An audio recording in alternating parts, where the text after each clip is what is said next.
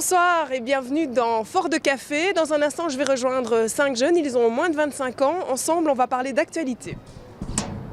Salut les garçons. Salut.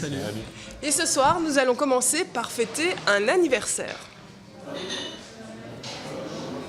Moi, je pense que notre génération, à savoir les gens qui sont nés à partir de 85, ils sont dans une logique où le web et Internet en général sont des acquis. Et du coup, ils ont du mal à concevoir le fait que c'est assez révolutionnaire. Et du coup, c'est devenu tout à fait normal d'être tout le temps connecté à tout le monde. Et in fine, ça devient limite mais là, indispensable. Tu parles pour les autres, mais toi, ton avis à toi, c'est quoi? Justement, je suis né après 85, du coup je pense que je m'inscris amplement dans cette catégorie-ci.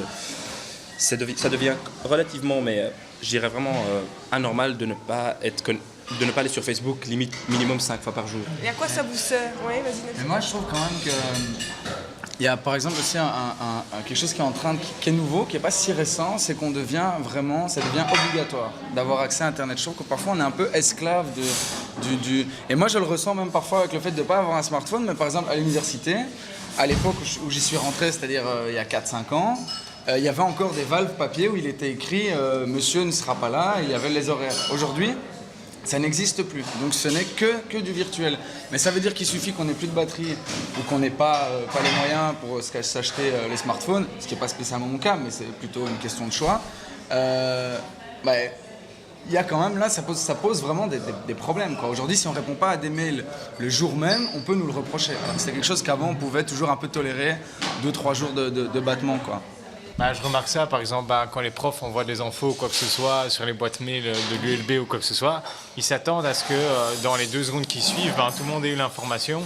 Et donc même si c'est pour un cours qu'est l'après-midi, ils estiment que tout le monde a été mis au courant parce que justement, aujourd'hui, on est censé être connecté 24 heures sur 24 et donc avoir l'information. Est-ce que c'est la réalité? Je ne le pense pas, mais c'est vrai que la plupart des gens aujourd'hui sont connectés 24 heures sur 24. Encore ce matin, j'écoutais à la radio des gens qui disaient moi je me souviens même pas du monde avant Internet. Donc c'est pour se dire, et pourtant c'était pas il y a si longtemps, c'est que 25 ans c'est rien, un quart de siècle. Ce qui est marrant aussi de voir, c'est que Internet, le web, etc. nous donne l'impression d'avoir une grande liberté d'accès à l'information, etc. en continu. Et paradoxalement, de l'autre côté, on est un peu, comme on l'entend ici autour de la table, un peu esclave de cette nouvelle technologie. Voilà, les trois quarts sont connectés à Facebook. Du coup, ceux qui font le choix de ne pas être connectés sur Facebook subissent un petit peu, on va dire, les effets négatifs. On n'est pas au courant de ce qui se passe. On nous dit, tiens, tu sais pas faire comme tout le monde, aller sur Internet et voir ce qui se passe. Donc on rate des choses, peut-être aussi d'un côté comme ça. Mais... Soulever la question du est-ce qu'on pourrait vivre sans Facebook ou sans Internet? Je pense qu'on peut vivre sans Facebook, mais on ne peut plus vivre sans Internet. Parce qu'effectivement, comme vous avez soulevé, on a pris toutes des habitudes de vie qui font qu'aujourd'hui, ne fût-ce qu'on s'aperçoit dans notre job étudiant, dans les mémoires, dans tout ce qu'on doit rédiger, on tape un mot de recherche et c'est magnifique, il y a tout qui apparaît. Alors qu'avant, on devait se creuser la tête de trouver le bon mot et de chercher le bon périodique, le bon document dans le titre, se taper toutes les pages du bouquin. Ici, c'est CTRL-F et c'est fait. T'es un gros fainéant, quoi. Mais tu occupé à me dire. Mais en fait, c'est exactement ça. Où est l'esprit critique? Parce que c'est ça aussi le problème avec le web, avec Internet. Est-ce que tu développes encore ton esprit critique? Mais justement, on a beaucoup plus un esprit critique, je pense, aujourd'hui, et une plus grande ouverture sur le monde, parce que justement, on peut savoir plus de choses avec Internet. On peut avoir beaucoup plus de sources, on peut confondre beaucoup plus facilement les sources, comparer les sources entre eux, comparer les informations qu'on nous donne. Je veux dire, quand on lit un article dans un journal sur Internet, on va en lire dans un autre, on peut très vite, en 2 secondes, se faire une idée, voir là où il y a des points d'achoppement, des points communs, etc. Et ça avec tout. Et ne fût-ce que pour des recherches, pour les travaux étudiants, c'est vachement utile aussi, pour confronter les sources. En termes de rapidité, alors? En termes de rapidité et de rapidité de comparaison. Oui, je ne pense pas que, comme tu dis, je pense pas que ce soit quelque chose spécialement lié au développement des technologies. Avant aussi, si tu prenais 2 journaux, tu savais aussi développer ton esprit critique. Mais aujourd'hui, tu vas beaucoup plus vite. Selon moi, tu vas beaucoup plus vite et donc tu gagnes du temps. Est-ce que c'est mieux d'aller beaucoup plus vite? On va dire qu'au niveau quantité, je pense que les délais ont été raccourcis, donc c'est normal que si on est dans l'obligation de raccourcir le temps de travail, je ne sais pas si ça nuit à sa qualité, ça dépend des gens et comment ils recherchent, ils font leurs recherches, etc. Mais en tout cas, c'est les contraintes, on va dire, de délai et de deadline qui créent cette obligation d'aller piocher à Internet plutôt que de passer tout un après-midi dans la bibliothèque pour trouver une information. Je pense qu'on a gagné en temps incroyable. Alors après, maintenant, la question, c'est qu'est-ce qu'on fait de ce temps ? Et donc finalement, on se rend compte que Internet offre à la fois le temps de gagner du temps et la possibilité d'en perdre de manière assez incroyable. C'est vrai, Facebook, Donc, je pense, n'aurait jamais pu fonctionner au début d'Internet. Parce que ça n'aurait pas pu rentrer dans les mœurs. Parce que, comme tu dis, il faut avoir du temps à perdre pour pouvoir traîner sur Facebook. Parce que Facebook, c'est un endroit où on traîne. On ne peut pas traîner devant le mur de quelqu'un pendant 15 siècles et attendre qu'il mette j'aime, quoi. On a juste le temps de le faire. Pourquoi ? Parce que pendant qu'on attend ça, on ouvre une autre page et on tape notre recherche pour notre mémoire. Et on voit le petit 1 qui s'affiche dans la page Facebook où on reçoit notre petit rappel sur smartphone, quoi. Mais il faut avoir, comme tu dis, le temps à perdre pour pouvoir... Et je pense qu'Internet comble ce vide. Si je peux me permettre, genre le fait de cette avalanche de technologie qui a touché beaucoup de métiers, en parlant d'informatique, au risque de paraître pour le réac primaire, mais il faut savoir aussi que ça a entraîné des licenciements énormes, des métiers qui ont disparu. Donc il y a une question à se poser là-dedans aussi.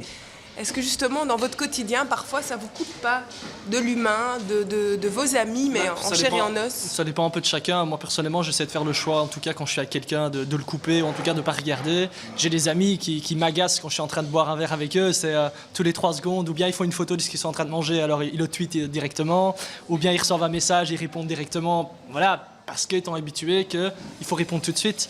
Donc toi, ça t'énerve ? Et moi, ça m'énerve, oui.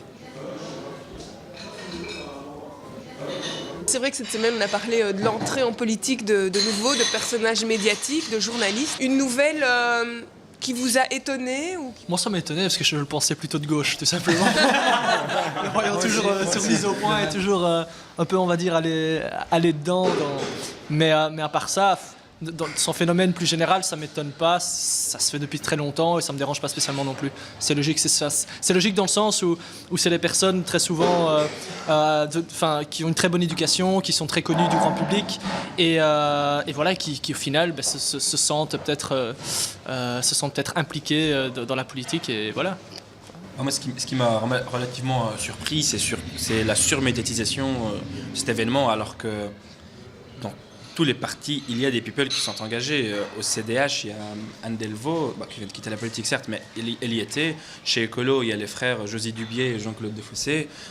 Au PS, il y a Béa Diallo, qui est boxeur et qui maintenant fait de la politique. Donc moi, c'est un peu un...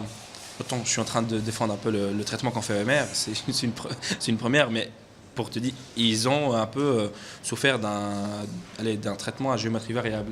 Je ne sais pas pourquoi, peut-être parce que Marois n'est pas juste un people, c'est un représentant d'une émission politique au service public, donc c'est normal qu'on se pose des questions et, comme on dit, la suspicion ou remettre en cause son impartialité est tout à fait légitime. Moi, la question que je me suis posée, je ne sais pas si d'autres la se sont posées aussi, mais je me suis dit, tiens, mais finalement, toutes ces années, en fait, quand il faisait le journaliste un peu neutre, un peu intègre, en fait, derrière sa tête, peut-être qu'il penchait plus pour l'un ou pour l'autre. Après, bon, c'est illusoire de croire que ça n'existe pas, l'impartialité totale. Donc forcément qu'il a dû, au cours de sa carrière, trouver que certains partis convenaient plus à ses idées, sans pour autant que ça n'influence son travail. Alors ça, on peut a posteriori en douter. Enfin, on voit bien que, même que ça soit en Donc France là, ou ailleurs... tu mets en doute la déontologie journalistique quelque part ? Non, je la mets pas en doute, mais ça ne m'étonne pas dans le sens où on peut être très proche de quelqu'un et dans un milieu tout en étant très critique. Et c'est peut-être même une qualité parce qu'on peut se dire qu'ils ont accès à l'information de première source.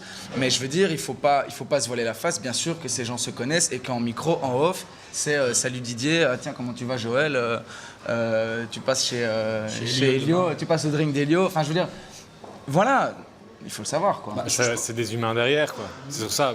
Enfin, déontologie ou pas, je pense que voilà, le gars, je crois qu'il a généralement bien fait son job. Il est resté très neutre, même si certains y voyaient des tendances peut-être de gauche. Mais je pense que quelque part, sa neutralité, il l'a gardée. Et c'est ça, en fait. Je pense que ce qui choque, c'est que quelque part, quand on regarde une personne en rue, quelque part, les opinions politiques, on les garde généralement plus ou moins pour soi. Il y a des tendances, mais personne ne crie haut et fort d'où il vient. Et là, en rejoignant en parti, c'est un peu comme si la neutralité politique, tout d'un coup, tombait.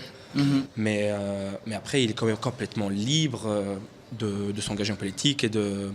Mais comme tout un chacun, j'ai envie de dire. Ouais, mais c'est même Ouais, plus justement. logique que quelqu'un qui ait présenté des débats, on va dire une émission politique, soit un jour tenté d'aller en politique. C'est un milieu qui côtoie, c'est un milieu qui connaît, c'est un milieu qu'on va dire qui voit de l'intérieur, donc il se dit peut-être que si j'en fais partie, je vais pouvoir changer ça.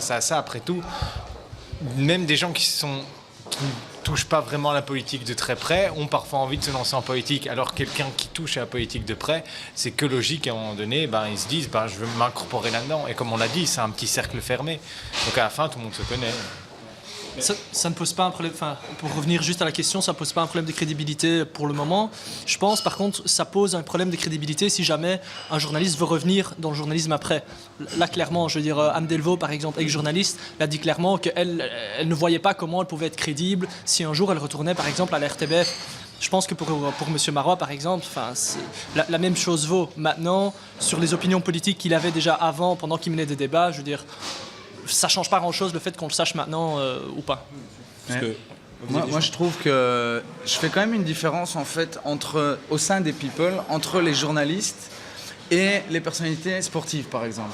Parce que effectivement, voilà, et comme ça a été dit, en principe, c'est des gens qui ont démontré quand même une certaine capacité intellectuelle, qui sont au courant, qui sont au fait je ne dis pas que les sportifs n'ont pas de capacité intellectuelle, entendons-nous bien, mais je veux dire par là qu'on peut décemment penser que c'est des gens qui s'y connaissent en la matière et dont c'est une source d'intérêt puisque leur métier consiste à s'intéresser à la politique. À l'inverse, on a vu que des people plutôt issus du milieu sportif qui sont considérés comme des attrape-voix et qui viennent, Marc Wilmots par exemple, lui le mec il fait 3 ans sur les bancs du Sénat puis il dit finalement ça m'intéresse pas, ouais mais les élections sont passées, il s'est engagé vis-à-vis des citoyens et ça l'a pas empêché de reprendre sa carrière d'entraîneur après. Donc là je mets sérieusement en doute sa volonté réelle. Pour des journalistes ça me semble déjà plus cohérent en tout cas. moi, je vais revenir juste sur un truc que tu as relevé sur qui a le droit ou qui est meilleur pour faire de la politique. Est-ce qu'on est plus légitime si on a des doctorats et des masters, etc. ou on est plus légitime si on fait preuve d'engagement, si on fait preuve de bonne volonté pour défendre des causes qui nous sont chères et qui sont partagées par le peuple.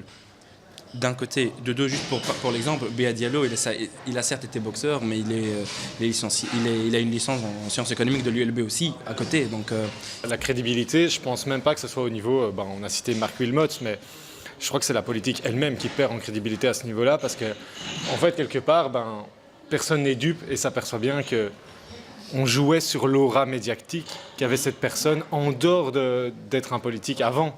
Et le souci, je pense que quelque part, c'est ça, c'est même pas une capacité intellectuelle ou d'engagement, c'est que c'est devenu tellement plus médiatique que politique. On ne mettra pas tout le monde d'accord ce soir, alors ce que je vous propose, c'est qu'on se retrouve la semaine prochaine pour un nouveau numéro de Fort de Café. Bonsoir.